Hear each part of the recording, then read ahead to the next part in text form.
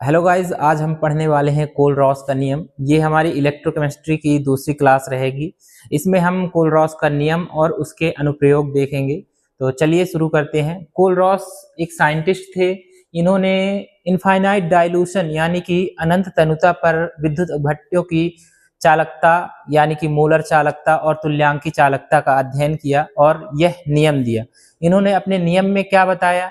इन्होंने यह बताया कि जो हमारे विद्युत अपघट्य होते हैं उनकी अनंत तनुता पर यानी कि इनफाइनाइट डाइल्यूशन पे जो मोलर चालकता और तुल्यांकी चालकता यानी कि मोलर कंडक्टिविटी और इक्विवेलेंट कंडक्टिविटी वो कितनी होती है? वो होती है उनके जो हमारा विद्युत अपघट्य है उनके धनायन और ऋणायन की मोलर चालकता या फिर तुल्यांकी चालकता, वो भी किसमें? अनंत तनुता पर उनके योग के बराबर होता है।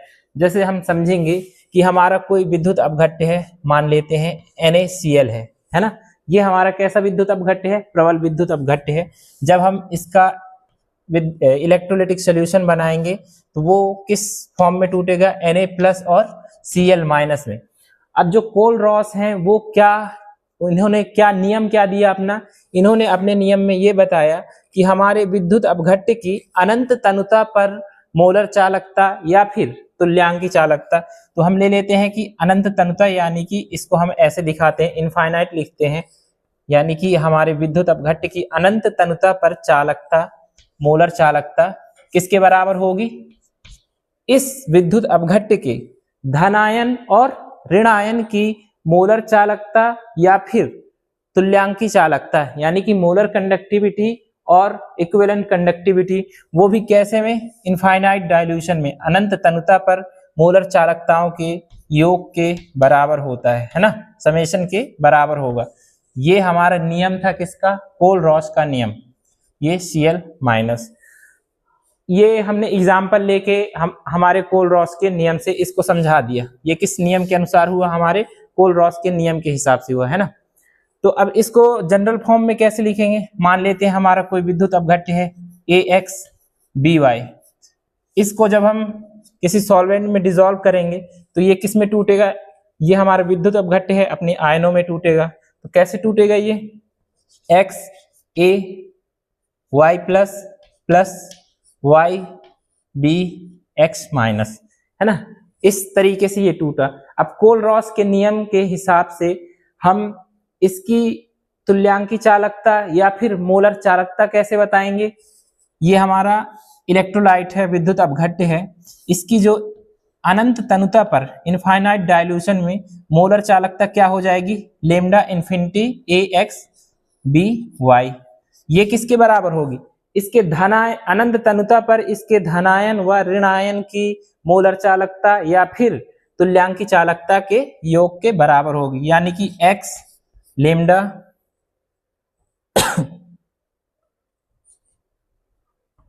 इनफाइनाइट डाइल्यूशन पे AY++Y λ इनफाइनाइट डाइल्यूशन में किसकी चालकता? हमारे BX- आयन की, है ना। इसको हम जनरल फॉर्म में हमारा जो कोल-रॉस का नियम है उसको कुछ इस तरह से लिखेंगे।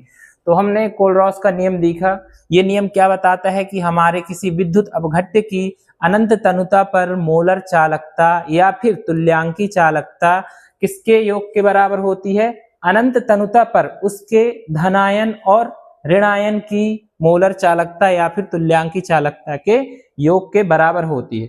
अब हम इसके देखेंगे एप्लीकेशन, अनुप्रयोग देखेंगे। तो इसका पहला एप्लीकेशन है अनंत तनुता पर या फिर इनफाइनाइट डाइल्यूशन में हमारे विद्युत अपघट्य की मोलर चालकता ज्ञात करना। अनंत तनुता पर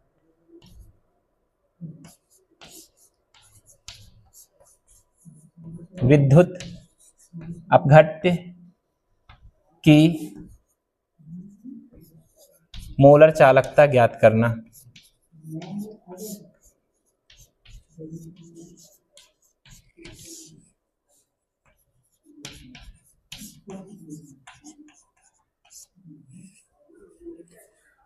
यहाँ पे आप लिख लीजिएगा हमारा जो विद्युत अपघट्य है वो कैसा होना चाहिए? दुर्बल विद्युत अपघट्य की, है ना, दुर्बल विद्युत अपघट्य की। देखो प्रबल विद्युत अपघट्य तो हम इनफाइनाइट डाइल्यूशन में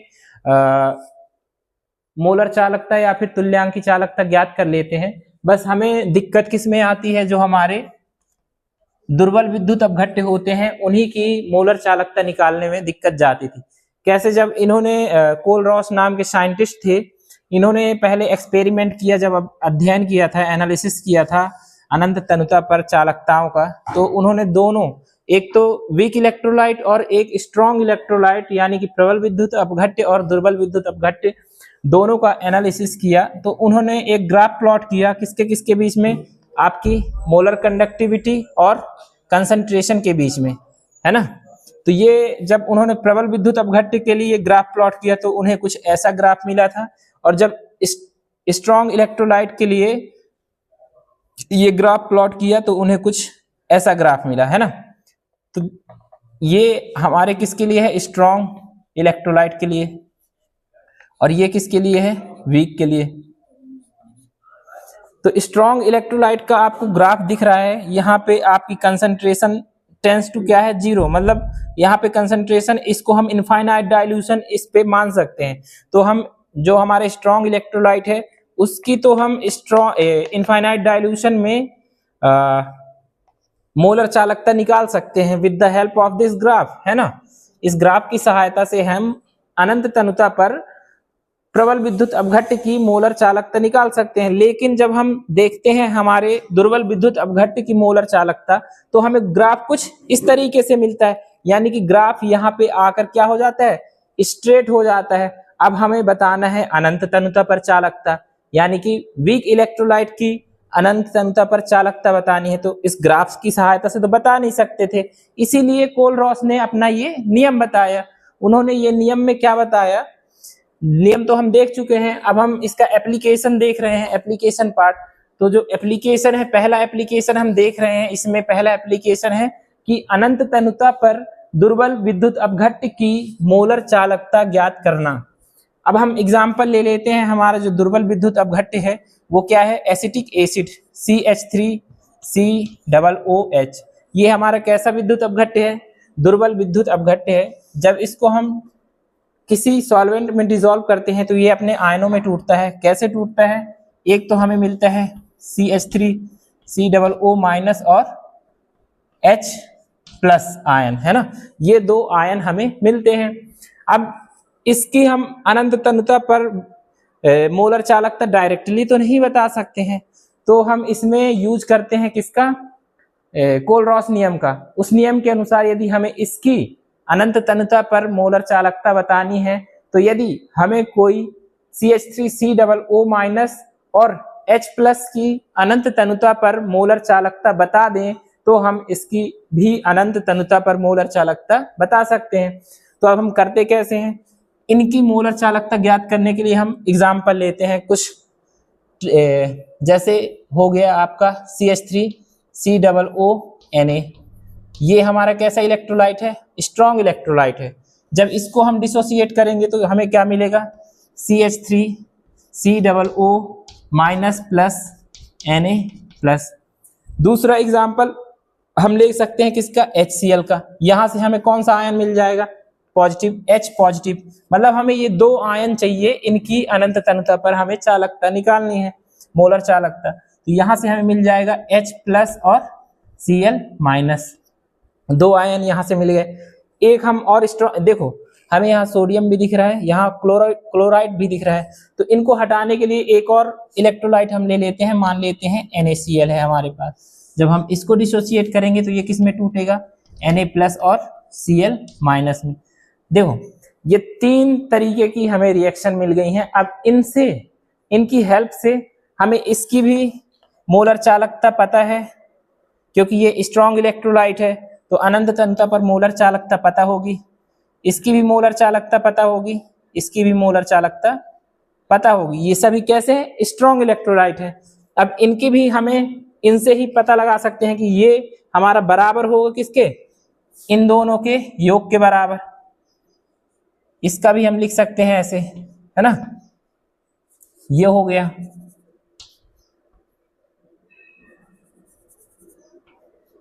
ये H+ प्लस इनफाइनाइट डाइल्यूशन में Cl माइनस की मोलर चालकता, है ना। NaCl का ऐसे ही हम लिखेंगे,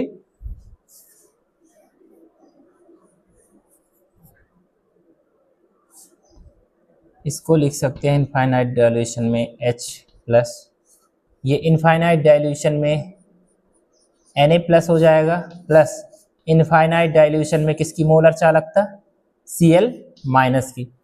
और ये जो आपका पहले हमने देखो, जो हमने ये रिएक्शन लिखवाई थी ना, वो आपको रिएक्शन पहले लिखना है, कॉपी में लिखना है, फिर उसके बाद अगले स्टेप में ये करना है कि लेमडा इन्फिनिटी CH3COONA बराबर होता है किसके, इतना होता है।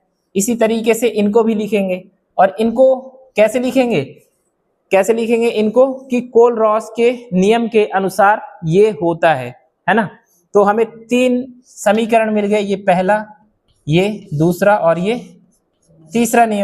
तीसरा समीकरण, है ना। अब इन तीनों समीकरण के हेल्प से हम इसकी अनंत तनुता पर मोलर चालकता निकालेंगे CH3COOH की। देखो, हमें चाहिए केवल इन आयनों की मोलर चालकता, किस पे, अनंत तनुता पे।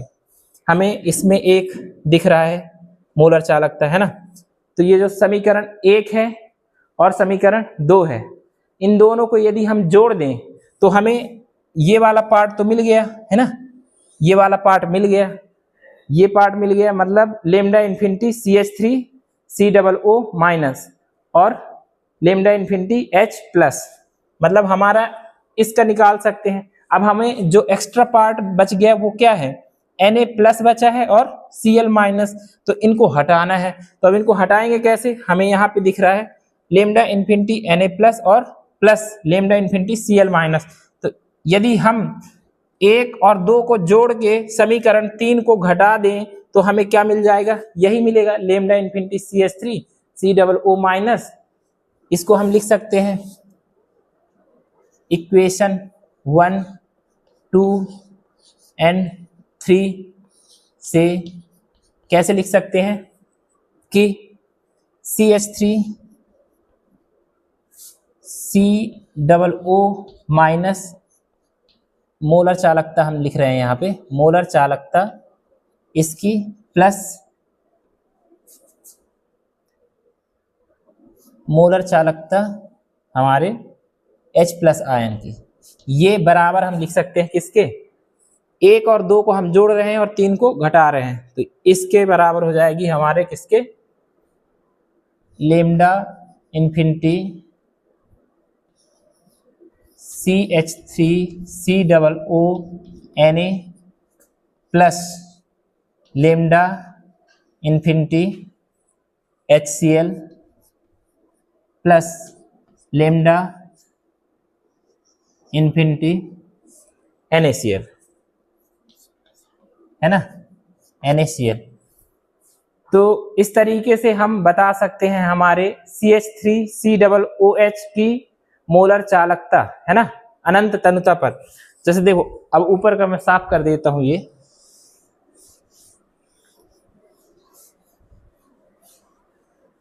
हमने समीकरण 1 और 1, 2, 3 से क्या लिखा है कि हमारी जो CH3COO minus plus H plus, ये क्या है, हमारे अनंत तनुता पर चालकता बताएगी किसकी, CH3COOH। एसिटिक, जब हम इनको ऐड करेंगे तो ये हमारा क्या बनेगा, एसिटिक एसिड। ये किसके बराबर हो जाएगा, lambda infinity CH3COONA plus lambda infinity HCl plus lambda infinity NaCl, ये माइनस में होगा, है ना। देखो, हमने तीसरा समीकरण क्या किया था, घटाया था, तो ये किस में होगा, माइनस में होगा। ये माइनस ध्यान दीजिएगा, इसमें हमने थोड़ी मिस्टेक कर दी थी, तो ये यहाँ पे होगा माइनस NaCl। तो ये हमें इस तरीके से हम अपने दुर्बल विद्युत अपघट्य यानी कि वीक इलेक्ट्रोलाइट की अनंत तनुता पर मोलर चालकता निकाल सकते हैं, मोलर कंडक्टिविटी निकाल सकते हैं। हमने एसिटिक एसिड का उदाहरण दिया था, इसका हम जब निकाले तो हम, यदि हमें इनकी मोलर चालकताएं पता है ये तीनों हमारे कैसे इलेक्ट्रोलाइट हैं, स्ट्रॉन्ग इलेक्ट्रोलाइट हैं। तो इनकी मोलर चालकता यदि हमें पता है अनंत तनुता पे, तो हम CH3COOH की भी मोलर चालकता अनंत तनुता पर बताएंगे इस तरीके से। तो ये हमारा पहला एप्लीकेशन हुआ। दूसरा एप्लीकेशन हम देखेंगे, दूसरा एप्लीकेशन है, दूसरा अनुप्रयोग है हमारा वियोजन की मात्रा की गणना करना, यानी कि calculation of degree of dissociation, जिसे हम अल्फा से दिखाते हैं। इसको हम कैलकुलेट कर सकते हैं हमारे कोल-रॉस के नियम की हेल्प से।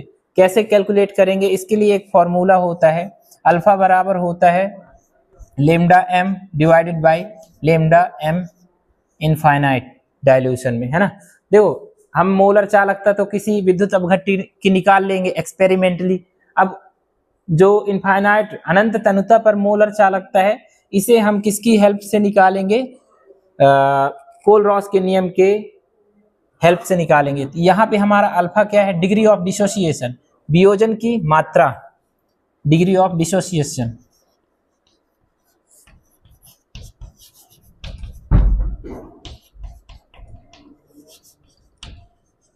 लेमडा m क्या है हमारी, मोलर कंडक्टिविटी,